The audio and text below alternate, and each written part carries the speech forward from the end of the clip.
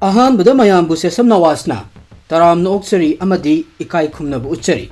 ngasisu mayamgidamakta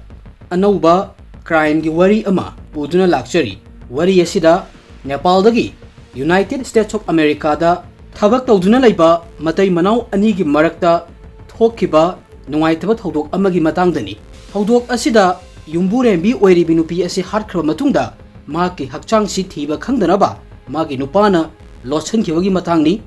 Hausikti mayam wari se ga akupa marol amu khangminasi wari se haudrikan mamangda mayam na agi channel asibu subscribe tawba amadi hype ki option da number ka biganu haujikti wari asi amu taminarasi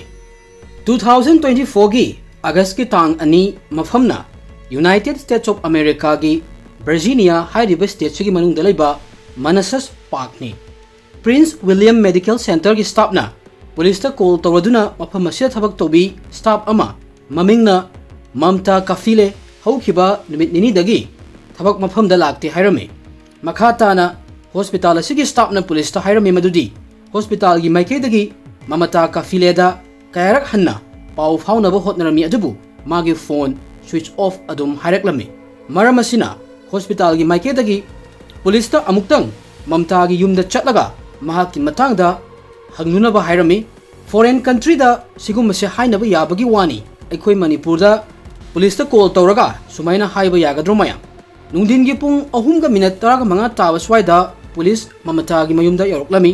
yum gi thong hangdorakpaga mamta gi mapuroi ba naresh na hairami madudi 31 July Wednesday numita mamata New York ta laibi mahaki mache gi manakta chatki matamsida police na kari hairamaga mamata New York ta chatkrino haina hangbada mapuroi ba naresh na makoi ani khainarani aduga Hauzik makhoina leiriba yuma sisu yonaba ready da leire haina makhata raklami mamta na sumaina ikhang khanghaudana magi piklibi tha taraga mathoi khakta ngairibi machanupi nimabu mathanta thamamaga yum thadoktu na chatkibagi pause miyoi khudingmakna tabada digest oiba khara warami Nepal da leiba mamata gi family na mahaki marup apang singdagi mamata yum thadoktu na chatkre haibagi pause tabada makhoida nungnangba mipaiba poklami Yamna pakhatna family gi mioi singna maya nupada call tawduna machanupi mamata gi matangda hangbada na resna mahakna su magi nupi da call tawnaba kayara hotnarami adubu line faunaba ngamlamde hojikti mahak yum asi thadoktuna chatkhiba numit humni mari ni sure mahak kadaida chatlamgani haiba aisu khangde hairaklami naresna police ta magi loina bi mamatana yum thadoktuna chatlibasi handak kisina ahan binate hanasu kayarak yum thadoktuna chatlure aduna magi matause engondadi kaya ngakningai oide hairami naresna mamata mental gi issue su lai haina makhata na police ta hairami mamta gi matangda any information phangba taragadi police ta pau pir u haiduna moi gi number mapure ba naresta piramaga police mafam do thadoktu na chatkirami 2024 gi 5 August phauba mamata mayumda halaktabaduda magi nupa naresna chawakna ayuki pung 8 ga minute taraga manga taba swaida police ta magi loinabi hojiksu yumda halaktri amadi mangonda contact su tawkiba leite haina police ta message ama thakirami message asi hek phangbaga police officer na naresta 911 da call tawraga magi loinabi mamata mangkhibagi missing report ama file tawnaba hairami missing report hek file tawbaga police na mamta gi marup mapang khangna chanaba singda magi matangda hanglami makhoi mayamna police ta mamata yamna ingtapi mathauda pukning changbi nupi ama khakni piklibi machabu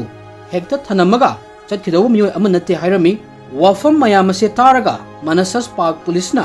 mamata 8 August 2024 da officially oina mangkhre haina lauthoklami amadi manak nakpa akoibada leiba mafamsingda mahaki poster naplami police na yumgi akoibada leiba mafamsingda check toba horami mayumdagi horaga hospital chatpagi lambi amadi atopa miyam tinba mafamsingda su police na mamta bu thirami police na mamta bu thiba yaba thirami Virginia gumba state amada nupi ama sumaina mafam marang khangdana mangkhiba haibase yamna thamoi sokningai oiba pau amakhakni mamta mangkhiba numit ki masing yam selakpagi matung inna police ki mathakta su case asigi matangda pressure leiba helaklami police na thodok asigi matangda investigation toba yangsalami amadi mamta matau karamna mangki haibagi asengba achumba khangnaba oiba yaba mamta gi khongthang khudingmak samjannaduna kanna thinaba hotnarami 14 August 2024 numisida Mamta gi khangna chanaba miyoi sing amadi maga thabak tominaramba workmate loinamak Manassas Park Police Station gi mamangda pulami mafamsida makoi mayamna mediada miyamda Mamta bu fangnaba thibada mateng pangbiu haiduna appeal tawrami Mamta mangkhiba numit ki masing yamsalaklami amadi gari gi katasu tek tek sum chatkibagi matung inna hojikti miyam gi kokta wahang ama thoroklami madudi Mamta hinglibra natragana sikhrabra haibasini Mamta Kafle Nepal gi Kaure Planchok district poklami angang oirikandagi hauna Mamta yamna thaujal heibi pukchel sengbi amadi noktana khedana leibi nupi amakhakni imung sida nupi mathanta oibagi Mamta gi parents amadi atopa miyoi singna mahakpu yamna luna tawrami haurakpadagi hauna Mamta laik laisu tambagi matang sida yamna hakchina lawrami amadi mahaki manglan se nurse ama oibani school loiraduna mahakna khalliba manglan asi mangphauna hanabagi Bangalore da laiba Rajiv Gandhi University of Health Science ki makhada laiba college Bright College da BSc Nursing tamduna graduation loisalami masiga loinana Mamta na moina tamiba batch tugi topper oiduna 2019 da topper of the batch ki award chu phanglami matamsida Mamta Naresh Bhat ko nupa siga sakhang mai khangnarami Naresh Nepal gi Kanchanpur hairiba mafam sidagini amadi matamsida Naresh US Army da automatic logistic specialist oina thabak tawga lairami Naresh mahaki schooling Rauleswar High School dagi loisalaga Nepal gi Tribhuvan University dagi Health and Physical Education da degree loisalami masigi matungda mahak US da chatlami yamna thuna atenna matamgi manungda Naresh United States ta stable oiba punsi ama hinglami mafam sida mahak US Army da thabak tawga lairami amadi mahaki tungi punsi busu secure oina thamnaba kanna hotnarami Naresh amadi Mamta social media gi mutual friend gi mateng dagi sakhang mai khangnar khibani makoi ani atenna matamda amana amabu pamnarami kaigino hairagadi makoi animak lohongningmagi wakhallon chiga loinana thengna khibani Mamta BSc nursing tamba loiduna Nepal da hek halakpaga mahakna imung manungda Naresh ki matangda wa haudoklami machanu bigi mong matause uraga mapa mama su ka hena Naresh ki matangda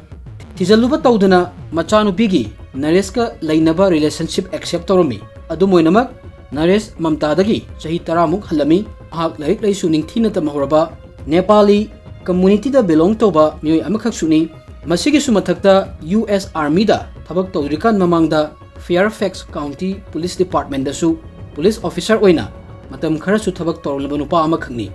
nupi oibisingi mama mapa kudimak macha nupi bu nungai yaifaba masagi thabak ama toba chaba seta wataba imungda loinamak thajangba ngaktani maramasina Naresh amadi Mamta 2020 gi December da Nepali gi chatna kanglonda lohonglami lohongba sida makoi ani yamna harawrami amadi lohonglaba matung matam khara leiraga Naresh US ta amuk hankirami 2021 gi 25 July numit sida Mamta sumagi imung manung mayambu thadoklamduna punsigi anauba lambi amada chatna bagidamak magi maramdam Nepal thadoklamduna Naresh ki manakta US ta laklami Naresh na yamna nungaina amadi Jackson senabibana maram oiraga Mamta atenna matamgi manungda US ki anauba mafamsida yamna thuna adjust tawraga leiba ngamlami makoi ani koibasu yamna chatlami Mamta na magi mangjakhiba manglan ama oiriba nurse ki sinphamse tawnabagi damaksu hotnarami US ta laklaba matung chahi ani gi manungda mafamsida nurse ama oinabagi damak darkar leiba khudimak amuk tamlami aduga 2023 da Mamta US ta nurse oina thabak tawba yare haibagi registration license su phanglami license phanglaba matung 2023 da Innova Fairfax Medical Campus ta angangi nurse amu oina thabak join tawrami haurakpada matai manau ani sharing flat ta leirami adubu 2023 da makoi animaki full time job phangbadagi Manassas Park Virginia da masagi oiba yum leirami matamsida Mamta pregnant oire amadi 2023 gi 22 August sumesida Mamta machanupi nima phangjarami Mamta machanupi nima ga regular oina video namduna social media la thagatlami matai manau anigi awatpa amata lairamde ichamchamba common people amana moigi punsida darkar lai khanba posak kudimak matai manau anigi di suna lairami kudamoina hairabada afaba punsigi khongloi isagi yum matai manau anigi sadanauda amadi afaba tungi punsi amana chingmani machanupi phangjarba matung Mamta magi mama gita US ta laknaba kaurami kaigano hairagadi magi machanupi ni mabu ꯌꯦꯡꯁꯤꯟꯅꯕꯒꯤꯗꯃꯛꯇꯅꯤ꯫ ꯃꯄꯥꯟ ꯂꯝꯗ ꯊꯕꯛ ꯇꯧꯔꯒ ꯂꯩꯕ ꯃꯇꯩ ꯃꯅꯥꯎ ꯑꯌꯥꯝꯕ ꯃꯆꯥ ꯂꯩꯔꯕ ꯃꯇꯨꯡꯗ ꯃꯣꯏꯒꯤ ꯄꯦꯔꯦꯟꯠꯁꯤꯡ ꯃꯅꯥꯛꯇ ꯍꯦꯛ ꯀꯧꯏ ꯀꯩꯒꯤꯅꯣ ꯍꯥꯏꯔꯒꯗꯤ ꯃꯣꯏꯒꯤ ꯋꯥꯔꯛ ꯂꯥꯏꯐ ꯑꯃꯗꯤ ꯄꯔꯁꯣꯅꯦल ꯂꯥꯏꯐꯇ ꯈꯔ ꯂꯥꯏꯅ ꯃꯦꯅꯦꯖ ꯇꯧꯅꯕꯒꯤꯗꯃꯛꯅꯤ꯫ ꯑꯗꯨꯝꯑꯣꯏꯅꯃꯛ ꯃꯃꯇꯥꯒꯤ ꯄꯦꯔꯦꯟꯠꯁ ꯌꯨꯑꯦꯁꯇ ꯂꯥꯛꯇ꯭ꯔꯤꯀꯥꯟ ꯃꯃꯥꯡꯗ ꯅꯔꯦꯁꯅ ꯃꯥꯒꯤ ꯄꯦꯔꯦꯟꯠꯁ ꯌꯨꯑꯦꯁꯇ ꯂꯥꯛꯅꯕ ꯀꯧꯈꯤꯔꯝꯃꯤ꯫ ꯂꯥꯛꯂꯕ ꯃꯇꯨꯡꯗ ꯃꯝꯇꯥꯗꯤ ꯑꯃꯨꯛ ꯍꯦꯟꯅ ꯍꯔꯥꯎꯔꯝꯃꯤ ꯃꯔꯝꯗꯤ ꯃꯥꯒꯤ ꯊꯕꯛꯁꯨ ꯒ꯭ꯌꯥꯟ ꯇꯥꯅ ꯆꯠꯄ ꯉꯝꯂꯝꯃꯤ ꯑꯃꯗꯤ ꯊꯕꯛ ꯈꯨꯗꯤꯡꯃꯛꯇ ꯐꯣꯀꯁꯁꯨ ꯇꯧꯕ ꯉꯝꯂꯝꯃꯤ꯫ ꯃꯝꯇꯥꯒꯤ ꯃꯐꯝꯗ ꯅꯨꯄꯤ ꯑꯃꯒꯤ ꯄꯨꯟꯁꯤꯗ ꯗꯔꯀꯥꯔ ꯑꯣꯏ ꯍꯥꯏꯅ ꯑꯦꯛꯁꯄꯦꯛ ꯇꯧꯕꯁꯤꯡ ꯂꯩꯔꯝꯃꯤ꯫ ꯑꯐꯕ ꯃꯅꯦꯝ ꯃꯀꯨ, ꯀꯦꯌꯔꯤꯡ ꯍꯁꯕꯦꯟ ꯑꯃꯗꯤ ꯃꯆꯥꯅꯤ꯫ ꯅꯨꯡꯉꯥꯏꯕꯇꯅ ꯊꯜꯂꯝꯕ ꯃꯝꯇꯥꯒꯤ ꯄꯨꯟꯁꯤ ꯃꯇꯝꯒꯤ ꯃꯇꯨꯡ ꯏꯟꯅ ꯇꯞꯅ ꯇꯞꯅ ꯃꯥꯒꯤ ꯅꯨꯡꯉꯥꯏꯕ ꯃꯥꯡꯕ ꯍꯧꯔꯛꯂꯝꯃꯤ꯫ ꯅꯔꯦꯁꯀꯤ ꯃꯃꯥꯅ ꯃꯝꯇꯥꯒꯤ ꯃꯊꯛꯇ ꯑꯊꯤꯡꯕ ꯀꯌꯥ ꯊꯝꯕ ꯍꯧꯔꯛꯂꯝꯃꯤ꯫ ꯀꯩꯁꯨ ꯅꯠꯇꯕ ꯋꯥ ꯃꯆꯥ ꯃꯆꯥꯗ ꯃꯝꯇꯥꯗ ꯆꯩꯔꯝꯃꯤ ꯑꯃꯗꯤ ꯆꯠꯅꯕꯤꯒꯤ ꯃꯤꯡꯗ ꯃꯝꯇꯥꯕꯨ ꯆꯔꯥ ꯍꯦꯜꯍꯟꯕꯁꯨ ꯇꯧꯔꯝꯃꯤ꯫ ꯍꯥꯏꯔꯤꯕ ꯇ꯭ꯔꯦꯗꯤꯁꯟꯁꯤꯒꯤ ꯃꯇꯨꯡ ꯏꯟꯅ ꯃꯝꯇꯥꯕꯨ ꯄꯦꯔꯦꯠ ꯂꯥꯛꯄ ꯃꯇꯝꯗ ꯌꯨꯝ ꯃꯅꯨꯡꯗ ꯂꯩꯍꯟꯗꯕꯤꯗ ꯇꯣꯉꯥꯟꯕ ꯃꯐꯝꯗ ꯂꯩꯍꯜꯂꯝꯃꯤ꯫ ꯍꯥꯏꯔꯤꯕ ꯋꯥꯐꯝꯁꯦ ꯃꯝꯇꯥꯅ ꯃꯥꯒꯤ ꯐꯦꯃꯤꯂꯤꯗ ꯍꯥꯏꯗꯣꯛꯂꯝꯗꯦ ꯃꯔꯝꯗꯤ ꯃꯥꯒꯤ ꯃꯇꯥꯡꯗ ꯏꯃꯨꯡ ꯃꯅꯨꯡꯗ ꯑꯋꯥꯕ ꯄꯤꯅꯤꯡꯂꯝꯗꯦ꯫ ꯃꯁꯤꯒꯤꯁꯨ ꯃꯊꯛꯇ ꯃꯝꯇꯥ ꯌꯨꯝ ꯄꯥꯜꯂꯕ ꯃꯇꯨꯡꯗ ꯏꯃꯨꯡ ꯃꯅꯨꯡꯗ ꯋꯥ ꯃꯆꯥ ꯃꯆꯥꯗ ꯌꯥꯅꯗꯕ ꯊꯣꯛꯄ ꯍꯥꯏꯕꯁꯦ ꯃꯍꯧꯁꯥꯅꯤ ꯈꯟꯗꯣꯛꯂꯝꯃꯤ꯫ ꯃꯔꯝ ꯑꯁꯤꯅ ꯃꯃꯇꯥ ꯃꯌꯥꯝꯁꯦ ꯏꯒꯅꯣꯔ ꯇꯧꯔꯒ ꯃꯥꯒꯤ ꯃꯊꯧꯗ ꯃꯥꯏ ꯑꯣꯟꯁꯜꯂꯝꯃꯤ꯫ ꯀꯩꯒꯨꯝꯕ ꯀꯥꯟꯗ ꯑꯔꯥꯟꯕꯕꯨ ꯂꯥꯜꯂꯦ ꯍꯥꯏꯗꯕ ꯑꯩꯈꯣꯏꯒꯤ ꯑꯣꯏꯕ ꯋꯥ ꯊꯝꯍꯧꯗꯕꯅ ꯆꯨꯝꯅꯒꯤ ꯃꯔꯩꯇ ꯌꯦꯠꯅꯕ ꯑꯣꯏꯔꯒꯁꯨ ꯃꯁꯤꯅ ꯇꯨꯡꯗ ꯑꯆꯧꯕ ꯊꯧꯗꯣꯛ ꯑꯃ ꯊꯣꯛꯂꯛꯄꯗ ꯌꯥꯝꯅ ꯆꯥꯎꯕ ꯊꯧꯗꯥꯡ ꯂꯧꯔꯛꯏ ꯍꯥꯏꯕꯁꯤ ꯀꯥꯎꯔꯣꯏꯗꯕꯅꯤ꯫ ꯍꯧꯔꯛꯄꯗꯗꯤ ꯃꯃꯇꯥꯅ ꯃꯥꯒꯤ ꯃꯅꯦꯝꯕꯣꯛꯀꯤ ꯃꯑꯣꯡꯁꯤꯗ ꯋꯥ ꯑꯃꯠꯇ ꯍꯥꯏꯔꯝꯗꯦ, ꯑꯗꯨꯕꯨ ꯇꯞꯅ ꯇꯞꯅ ꯃꯃꯥꯅ ꯃꯆꯥꯕꯨ ꯄ꯭ꯔꯦꯁꯔ ꯇꯧꯗꯨꯅ ꯃꯝꯇꯥꯗ ꯌꯦꯡꯁꯤꯟꯕ ꯍꯧꯔꯛꯄꯗꯗꯤ ꯃꯝꯇꯥ ꯃꯁꯥꯗꯣ ꯒ꯭ꯌꯥꯟ ꯑꯃ ꯃꯥꯡꯂꯝꯃꯤ꯫ ꯃꯔꯝ ꯑꯁꯤꯗꯒꯤ ꯃꯇꯩ ꯃꯅꯥꯎ ꯑꯅꯤꯒꯤ ꯃꯔꯛꯇ ꯌꯥꯅꯗꯕ ꯍꯧꯔꯛꯂꯝꯃꯤ꯫ ꯃꯃꯇꯥꯅ ꯍꯥꯏꯔꯤꯕ ꯋꯥꯐꯝꯁꯤꯒꯤ ꯃꯇꯥꯡꯗ ꯌꯣꯒꯥ ꯇꯤꯆꯔ ꯑꯃꯗ ꯑꯁꯨꯝꯅ ꯍꯥꯏꯔꯝꯃꯤ ꯃꯗꯨꯗꯤ ꯃꯆꯥꯅꯨꯄꯤ ꯅꯤꯃꯥ ꯄꯣꯛꯂꯕ ꯃꯇꯨꯡꯗꯇ ꯍꯥꯏꯔꯤꯕ ꯃꯌꯥꯝꯁꯦ ꯇꯧꯔꯛꯄꯅꯤ ꯑꯃꯗꯤ ꯃꯇꯩ ꯃꯅꯥꯎ ꯑꯅꯤꯒꯤ ꯃꯔꯛꯇ ꯌꯥꯝꯅ ꯇꯣꯏꯅ ꯀꯟꯐ꯭ꯂꯤꯛ ꯊꯣꯛꯏ ꯍꯥꯏꯔꯝꯃꯤ꯫ ꯁꯣꯝꯗ ꯅꯔꯦꯁꯅꯁꯨ ꯃꯃꯇꯥꯕꯨ ꯀꯩꯁꯨ ꯅꯠꯇꯕ ꯋꯥꯗ ꯑꯣꯠ ꯅꯩꯕ ꯍꯧꯔꯝꯃꯤ꯫ ꯁꯨꯃꯥꯏꯅ ꯇꯧꯗꯨꯅ ꯃꯈꯣꯏ ꯑꯅꯤꯒꯤ ꯅꯨꯡꯉꯥꯏꯅꯗꯕꯒꯤ ꯂꯤꯃꯤꯠꯁꯦ ꯍꯦꯟꯗꯣꯛꯈꯤꯗꯨꯅ ꯅꯣꯡꯃꯗꯤ ꯅꯔꯦꯁꯅ ꯃꯝꯇꯥꯕꯨ ꯌꯥꯝꯅ ꯊꯤꯅ ꯐꯨꯕꯤꯔꯝꯃꯤ꯫ ꯃꯁꯤꯒꯤ ꯄꯥꯎꯈꯨꯝ ꯑꯣꯏꯅ ꯃꯝꯇꯥꯅ 2024ꯒꯤ ꯐꯦꯕ꯭ꯔꯨꯋꯥꯔꯤꯗ ꯄꯨꯂꯤꯁꯇ ꯀꯝꯄ꯭ꯂꯦꯟ ꯑꯃ ꯐꯥꯏꯜ ꯇꯧꯔꯝꯃꯤ꯫ ꯀꯝꯄ꯭ꯂꯦꯟ ꯑꯁꯤꯗ ꯃꯄꯨꯔꯣꯏꯕꯅ ꯃꯥꯕꯨ ꯌꯥꯝꯅ ꯊꯤꯅ ꯐꯨꯕꯤ, ꯃꯥꯒꯤ ꯗꯣꯀꯨꯃꯦꯟꯠꯁ ꯑꯃꯗꯤ ꯄꯥꯁꯄꯣꯔꯠꯁꯨ ꯂꯣꯠꯁꯤꯜꯂꯒ ꯊꯝꯃꯤ꯫ ꯃꯁꯤꯒꯤꯁꯨ ꯃꯊꯛꯇ ꯃꯥꯒꯤ ꯐꯣꯟꯁꯨ ꯊꯨꯒꯥꯏ ꯍꯥꯏꯔꯝꯃꯤ꯫ ꯑꯗꯨꯕꯨ ꯄꯨꯂꯤꯁꯅ ꯅꯔꯦꯁꯀꯤ ꯃꯊꯛꯇ ꯑꯦꯛꯁꯟ ꯑꯃꯠꯇ ꯂꯧꯈꯠꯂꯝꯗꯦ꯫ ꯃꯁꯤꯅꯁꯨ ꯃꯔꯝ ꯑꯣꯏꯔꯝꯕ ꯌꯥꯏ ꯍꯥꯏꯔꯤꯕ ꯏꯟꯁꯤꯗꯦꯟꯁꯤꯒꯤ ꯃꯇꯨꯡꯗ ꯅꯔꯦꯁꯇ ꯑꯆꯧꯕ ꯊꯧꯅꯥ ꯑꯃ ꯍꯥꯞꯀꯠꯂꯛꯈꯤꯕꯁꯤ꯫ 2024ꯒꯤ ꯐꯦꯕ꯭ꯔꯨꯋꯥꯔꯤꯒꯤ ꯇꯥꯡ 9 ꯑꯃꯗꯤ 13ꯇ ꯐꯦꯁꯕꯨꯛꯀꯤ ꯒ꯭ꯔꯨꯞ ꯑꯃꯗ ꯃꯝꯇꯥꯅ ꯄꯣꯁꯠ ꯑꯃꯗ ꯅꯔꯦꯁ ꯑꯃꯗꯤ ꯃꯍꯥꯛ ꯗꯤꯚꯣꯔꯁ ꯇꯧꯕꯒꯤ ꯄ꯭ꯔꯣꯁꯦꯁꯇ ꯂꯩ, ꯅꯔꯦꯁꯅ ꯃꯆꯥꯅꯨꯄꯤ ꯅꯤꯃꯥꯕꯨ ꯌꯦꯡꯁꯤꯟꯕꯒꯤ ꯃꯇꯥꯡꯁꯤꯗ ꯀꯔꯤꯝꯇ ꯃꯇꯦꯡ ꯇꯧꯔꯛꯇꯦ ꯍꯥꯏꯅ ꯏꯔꯝꯃꯤ꯫ ꯃꯈꯥ ꯇꯥꯅ ꯃꯆꯥ ꯑꯁꯤ ꯆꯥꯏꯜ ꯀꯁꯇꯗꯤꯗ ꯊꯝꯈꯤꯕ ꯄꯥꯝꯂꯝꯃꯤ, ꯍꯥꯏꯕꯗꯤ ꯁꯔꯀꯥꯔꯒꯤ ꯃꯈꯥꯗ ꯊꯝꯈꯤꯕ ꯍꯥꯏꯕꯅꯤ, ꯑꯗꯨꯒ ꯅꯔꯦꯁꯅ ꯃꯥꯒꯤ ꯑꯦꯀꯥꯎꯟꯗꯒꯤ ꯄꯩꯁꯥꯁꯨ ꯂꯣꯏꯅ ꯂꯧꯊꯣꯛꯈ꯭ꯔꯦ ꯍꯥꯏꯅ ꯏꯔꯝꯃꯤ꯫ ꯃꯃꯥꯡꯗ ꯊꯣꯛꯈꯤꯕ ꯈꯠꯅ ꯆꯩꯅꯕꯒꯤ ꯊꯧꯗꯣꯛ, ꯄꯨꯂꯤꯁꯇ ꯀꯝꯄ꯭ꯂꯦꯟ ꯇꯧꯕ ꯃꯌꯥꯝꯁꯤ ꯊꯣꯛꯈ꯭ꯔꯕ ꯃꯇꯨꯡ ꯃꯝꯇꯥ ꯃꯆꯥꯅꯨꯄꯤ ꯄꯨꯗꯨꯅ ꯑꯇꯣꯞꯄ ꯃꯐꯝ ꯑꯃꯗ ꯂꯩꯈꯤꯔꯝꯃꯤ ꯑꯃꯗꯤ ꯅꯔꯦꯁꯇ ꯃꯥꯒꯤ ꯄꯦꯔꯦꯟꯠꯁ ꯍꯟꯈ꯭ꯔꯕ ꯃꯇꯨꯡꯗꯇ ꯌꯨꯝꯗ ꯍꯜꯂꯛꯀꯅꯤ ꯍꯥꯏꯔꯝꯃꯤ꯫ ꯅꯔꯦꯁꯅ ꯐꯨꯕꯗ ꯃꯝꯇꯥꯒꯤ ꯃꯥꯏꯗ ꯊꯤꯅ ꯁꯣꯛꯄꯒꯤ ꯐꯣꯇꯣ ꯃꯍꯥꯛꯅ ꯃꯥꯒꯤ ꯃꯕꯨꯡꯗ ꯊꯥꯈꯤꯔꯝꯃꯤ, ꯑꯗꯨꯒ ꯐꯣꯇꯣ ꯑꯗꯨ ꯃꯥꯡꯍꯟꯗꯅ ꯁꯦꯐ ꯇꯧꯔꯒ ꯊꯝꯃꯨ, ꯇꯨꯡꯗ ꯑꯃꯨꯛ ꯗꯔꯀꯥꯔ ꯑꯣꯏꯔꯛꯀꯅꯤ ꯍꯥꯏꯔꯝꯃꯤ꯫ ꯃꯁꯤꯅ ꯇꯥꯛꯄꯗꯤ ꯃꯇꯩ ꯃꯅꯥꯎ ꯑꯅꯤꯒꯤ ꯈꯠꯅ ꯆꯩꯅꯕ ꯏꯆꯝ ꯆꯝꯕ ꯅꯠꯇꯦ ꯍꯥꯏꯕꯅꯤ꯫ ꯃꯝꯇꯥꯅ ꯈꯪꯂꯝꯃꯤ ꯃꯗꯨꯗꯤ ꯃꯇꯩ ꯃꯅꯥꯎ ꯑꯅꯤꯒꯤ ꯃꯔꯤ ꯁꯨꯃꯥꯏꯅ ꯁꯨꯝ ꯂꯩꯕ ꯇꯥꯔꯒꯗꯤ ꯃꯥꯒꯤ ꯅꯨꯄꯥꯒꯤ ꯃꯥꯌꯣꯛꯇ ꯍꯥꯏꯔꯤꯕ ꯃꯌꯥꯝꯁꯤ ꯄ꯭ꯔꯨꯐ ꯑꯃ ꯑꯣꯏꯅ ꯁꯤꯖꯤꯟꯅꯒꯦ ꯍꯥꯏꯗꯨꯅ ꯃꯝꯇꯥꯒꯤ ꯐꯦꯃꯤꯂꯤꯅꯗꯤ ꯃꯇꯩ ꯃꯅꯥꯎ ꯑꯅꯤꯒꯤ ꯈꯠꯅꯕ ꯏꯃꯨꯡ ꯑꯃꯗ ꯊꯣꯛꯄ ꯅꯣꯔꯃꯦꯜ ꯑꯣꯏꯕ ꯈꯠꯅ ꯆꯩꯅꯕ ꯑꯃꯅꯤ ꯍꯥꯏꯅ ꯈꯜꯂꯝꯃꯤ꯫ ꯃꯣꯏꯅ ꯃꯆꯥꯅꯨꯄꯤꯗ ꯊꯣꯛꯂꯤꯕ ꯃꯌꯥꯝꯁꯤ ꯂꯣꯏꯅ ꯐꯈꯤꯅꯤ ꯍꯥꯏꯅ ꯍꯥꯏꯔꯝꯃꯤ꯫ ꯁꯨꯃꯥꯏꯅ ꯇꯧꯗꯨꯅ ꯃꯇꯩ ꯃꯅꯥꯎ ꯑꯅꯤ ꯑꯃꯨꯛ ꯄꯨꯟꯅ ꯂꯩꯃꯤꯟꯅꯔꯝꯃꯤ꯫ 2024ꯒꯤ ꯖꯨꯂꯥꯏꯒꯤ ꯇꯥꯡ 9ꯗ ꯃꯝꯇꯥ ꯑꯅꯧꯕ ꯊꯕꯛ ꯃꯐꯝ ꯄ꯭ꯔꯤꯟꯁ ꯋꯤꯂꯤꯌꯝ ꯃꯦꯗꯤꯀꯦꯜ ꯁꯦꯟꯇꯔꯗ ꯖꯣꯏꯟ ꯇꯧꯔꯝꯃꯤ꯫ 27 ꯖꯨꯂꯥꯏ ꯅꯨꯃꯤꯠꯁꯤꯗ ꯍꯣꯁꯄꯤꯇꯥꯜꯒꯤ ꯃꯄꯥꯟꯗ ꯂꯩꯕ CCTV ꯀꯦꯃꯦꯔꯥꯗ ꯃꯝꯇꯥ ꯃꯥꯒꯤ ꯃꯔꯨꯞꯀ ꯂꯣꯏꯅꯅ ꯀꯦꯃꯦꯔꯥꯗ ꯀꯦꯞꯆꯔ ꯇꯧꯔꯝꯃꯤ, ꯑꯗꯨꯒ ꯆꯥꯎꯔꯥꯛꯅ ꯅꯨꯃꯤꯗꯥꯡꯒꯤ ꯄꯨꯡ 5:15 ꯁ꯭ꯋꯥꯏꯗ ꯎꯕꯔ ꯑꯃ ꯕꯨꯛ ꯇꯧꯔꯝꯃꯤ꯫ ꯃꯁꯤꯅ ꯃꯝꯇꯥꯕꯨ ꯍꯣꯁꯄꯤꯇꯥꯜ ꯑꯁꯤꯗ ꯎꯈꯤꯕ ꯑꯔꯣꯏꯕ ꯃꯤꯀꯨꯞꯅꯤ꯫ ꯃꯁꯤꯒꯤ ꯃꯇꯨꯡꯗ ꯑꯒꯁꯠꯀꯤ ꯇꯥꯡ 1 ꯑꯃꯗꯤ ꯇꯥꯡ 2ꯗ ꯃꯥꯒꯤ ꯗ꯭ꯌꯨꯇꯤ ꯇꯥꯏꯃꯤꯡꯗ ꯍꯣꯁꯄꯤꯇꯥꯜꯗ ꯂꯥꯛꯇꯕꯗꯒꯤ ꯃꯥꯒꯤ ꯁꯨꯄꯔꯚꯥꯏꯖꯔꯅ ꯄꯨꯂꯤꯁꯇ ꯄꯥꯎ ꯄꯤꯈꯤꯔꯝꯃꯤ ꯑꯃꯗꯤ ꯃꯌꯨꯝꯗ ꯆꯠꯂꯒ ꯑꯃꯨꯛꯇꯪ ꯌꯦꯡꯕꯤꯅꯕ ꯍꯥꯏꯖꯔꯝꯃꯤ꯫ 16 ꯑꯒꯁꯠꯇ ꯑꯍꯨꯕꯒꯤ ꯏꯟꯚꯦꯁꯇꯤꯒꯦꯁꯟ ꯑꯃꯗꯤ ꯍꯞꯇꯥ 2 ꯆꯨꯞꯅ ꯃꯝꯇꯥꯕꯨ ꯊꯤꯔꯕ ꯃꯇꯨꯡ ꯅꯔꯦꯁꯅ ꯄꯨꯂꯤꯁꯇ ꯃꯣꯏꯒꯤ ꯃꯆꯥꯅꯨꯄꯤ Nima Nepal da thakige haina magi apamba ama thamlami masigi matung Naresna Mamta gi imungda call tawduna mahak amadi machanupi Nima Nepal da la ani hairami Mamta Mangkhiba gi maraksida Nares ki mawong sida mangonda nuaitaba amadi magi loina bina Mafam Khangdana Lairiba asida masada awaba magi loina bigi damak nuaitaba fawbagi mami amata uramde mahakna police ta thamkhiba wafam kaya dasu contradiction lairami mayam se yengaga police na Nares pu point of interest ni hairami haibadi mabu fazana kupna yengshanbagi mathau tai haibani 2024 gi August ki tang kunma thoida police na Nares ki yumda thiba humba tawrami matamsida imung sigi pot chai sing koi chai chaiga lairami amadi pek tawraba suitcase amasu fanglami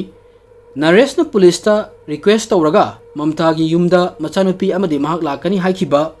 oiramliba yumgi figam pek tawraga suitcase amasu lairamba asina yamna sengna taklami madudi Nares US thadokuna chatnabagi ready tawre habasi mayam se wakhalda thamladuna Manasas Park police na numisimaktada court Nares ki DNA test tawnaba search warrant submit tawrami police ki team amana Blue Star Technology ki matengna magi yum asi fazana thirami matamsida moina fangiba evidence sidagi khangmangamlami madudi imung sida